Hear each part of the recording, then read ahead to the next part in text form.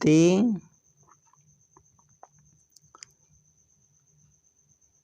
आज हम 4 अप्रैल 2023 बाबा की मुरली रिवाइज करेंगे। आज की मुरली का सार है, मीठे बच्चे देह सहित देह के सब संबंधों के ट्रस्टी बनो। सबकी संभाल करते हुए किसी में भी ममत्व नहीं रखो।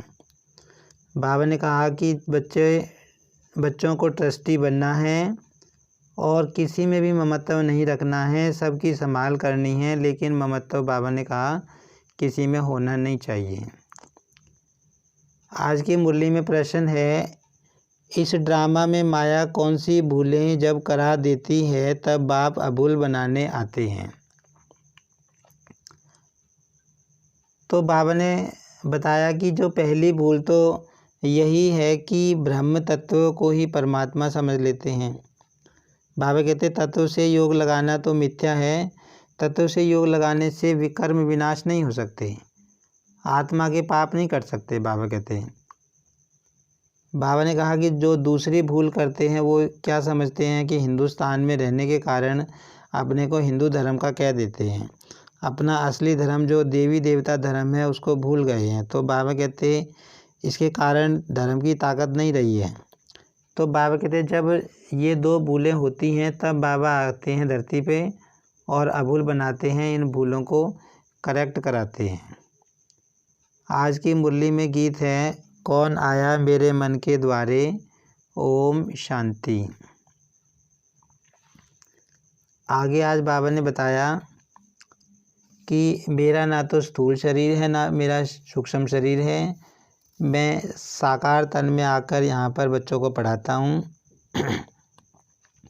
निराकार परम पिता परमात्मा बैठकर स्वयं भगवान बाबा कह रहे हैं कि बच्चों को पढ़ा रहे हैं, लेकिन कोई नया सुनेगा कि इनको भगवान पढ़ाता है तो बाबा कहते हो विश्वास नहीं करेगा।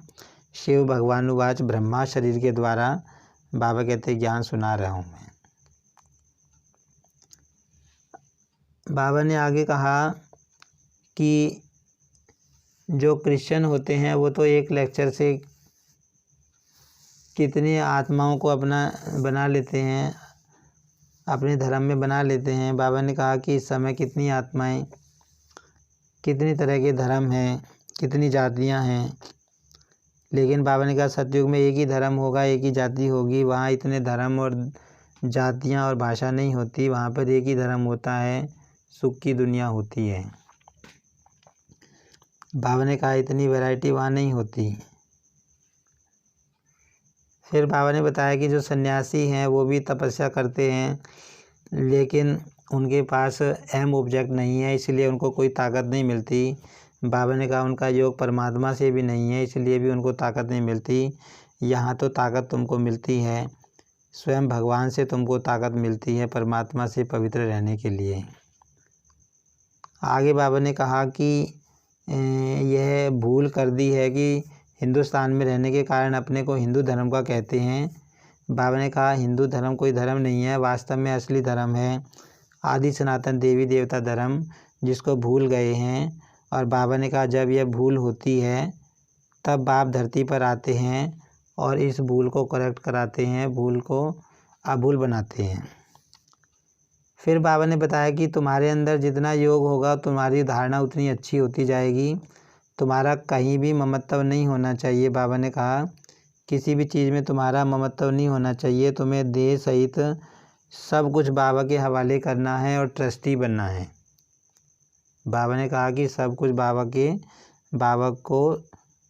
का बना दो, अपना कुछ भी नहीं समझना है। फिर आगे बाबा ने बताया कि बाबा को दुख महाविनाश होगा तो इतनी सारी आत्माएं शरीर छोड़ेंगी, बाबा को दुख थोड़ा ही होगा। बाबा कहते ये तो आत्मा एक शरीर छोड़ दूसरा लेती है। फिर बाबा ने कहा कि इतनी सब आत्माएं छोड़ेंगी तो मैं उनको शरीरों से छुड़ाकर वापस ले जाऊंगा और ही उनको मुक्ति मिल जाएगी। तो बाबा कहते इसमें दुख की बात नहीं, बाबा को दुख नहीं होता।